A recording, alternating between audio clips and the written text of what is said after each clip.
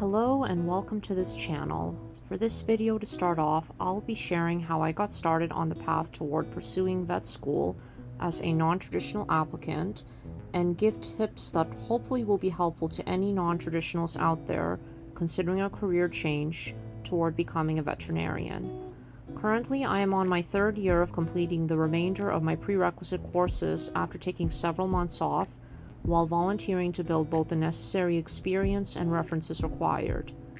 Keep in mind that the tips I am providing in this video is primarily based on both the research I have conducted coupled with my personal experience.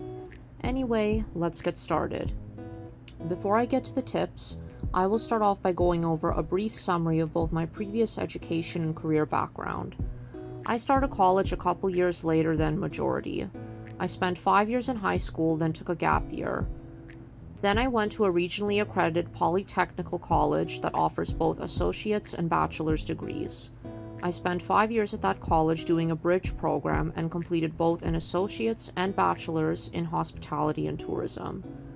For my associates, I achieved a 3.5 cumulative GPA, and for my bachelor's, a 3.3 cumulative GPA, alongside completed about 200 hours of extracurricular activities.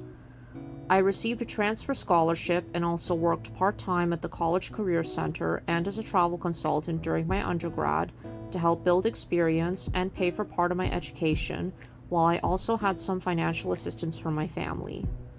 Then, during the pandemic, I transferred my credits over to another polytechnical college that was recommended to me to attend, and I completed a 1-year online postgraduate certificate program in supply chain management and finished with an overall cumulative 4.0 GPA to enhance my hospitality credentials after the industry collapsed during that time, and also to decide if I was academically prepared for graduate school.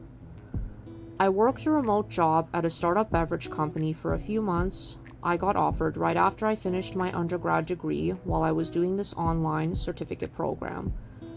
However, that job was short-lived due to the harassment I received from the owner, so I left and then worked a temporary warehouse job until I finished my supply chain graduate program for the rest of that year, before I eventually ended up leaving that job as well upon realizing that I did not want to work in supply chain management, but still want to carry that knowledge as I was genuinely interested in the subject.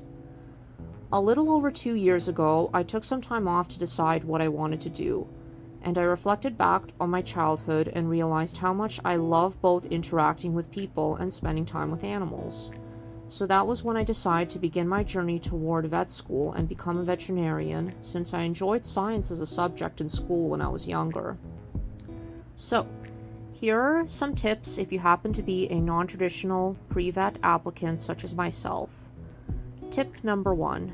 Research the veterinary profession to make sure you know what you're getting into.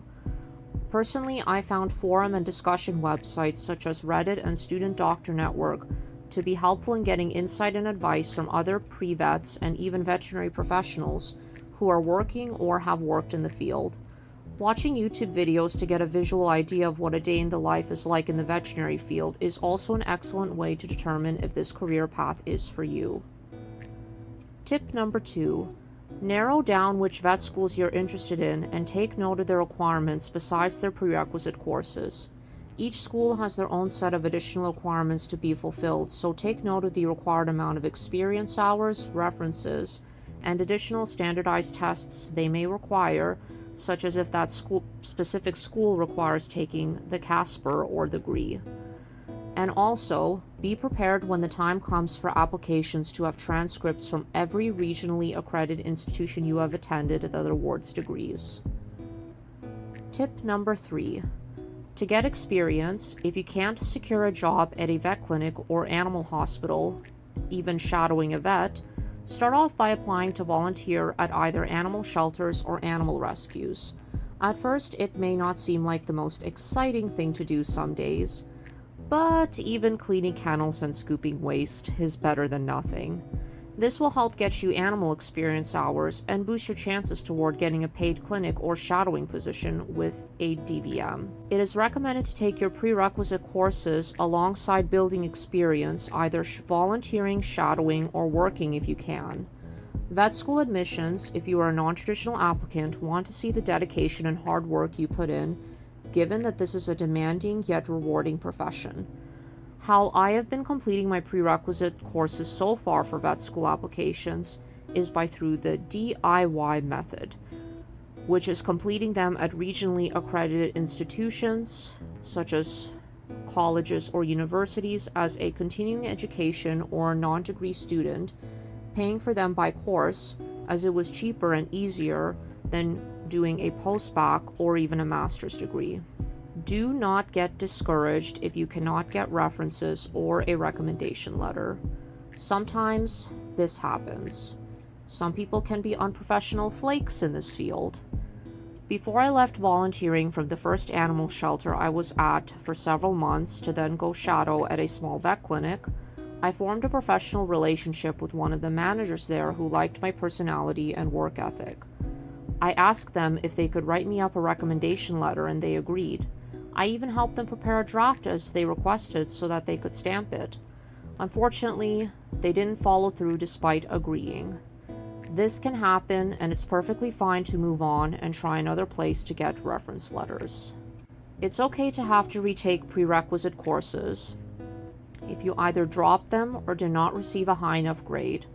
I will admit, coming from a non-science background, even having gotten excellent grades from my missing academic upgrading high school maths and science as I started on this path without a science background, sometimes you can be stuck with professors who are hard markers and harsh critics. It happens. If you got below a C, say in biology for example, but you passed, retake that prerequisite and try again until you get at least a C or higher. Persistence is key.